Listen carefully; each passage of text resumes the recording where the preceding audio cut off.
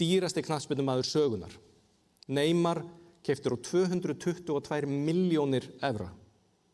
Og þegar fólk fór síðan að reyna að fara aðeins dýpra í þessi gögn og bera þetta saman við eitthvað annað, þá breytti svo sem sagan ekkert. Neymar var ekki bara dýrastur, hann var langdýrastur og hann borin saman við það þegar Cristiano Ronaldo gengur til liðs við Real Madrid frá Manchester United 8 árum áður.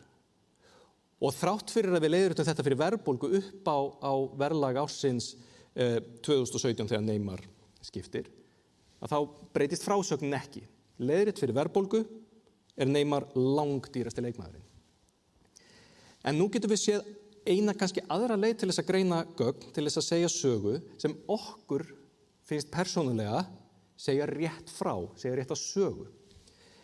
Eðlilegt að leiðrétta bara fyrir verðbólgu eða þurfum að leiðrétta fyrir einhverju öðru? Þurfum að beita einhverjum öðrum breytum á þessi gögn til þess að segja sögu sem okkur finnst jafnvel vera réttari? Það var breskur fjölmiðill sem réðst í þetta og bjó til sína eigin fótboltavísitölu sem byggir á gangverði knattspyrnumanna á því sama ári.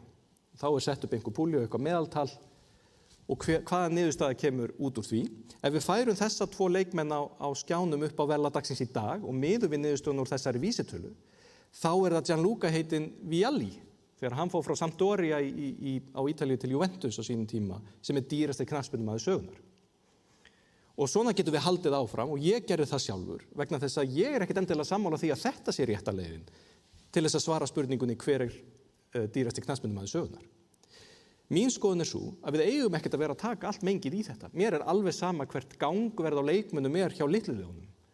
Vegna þess að dýrustu leikmenn ársins eru alltaf bara að fara á milli stærstu liðana. Það eru bara þau sem skipta máli. Þannig ég bjó til mína eigin vísitölu.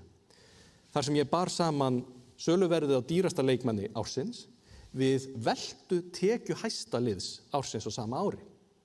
Svo færir maður þetta allt upp á verðlag og svo framvegis. Og hvað kemur þá í ljós? Neymar ennþá dýrastur eða það Vialli?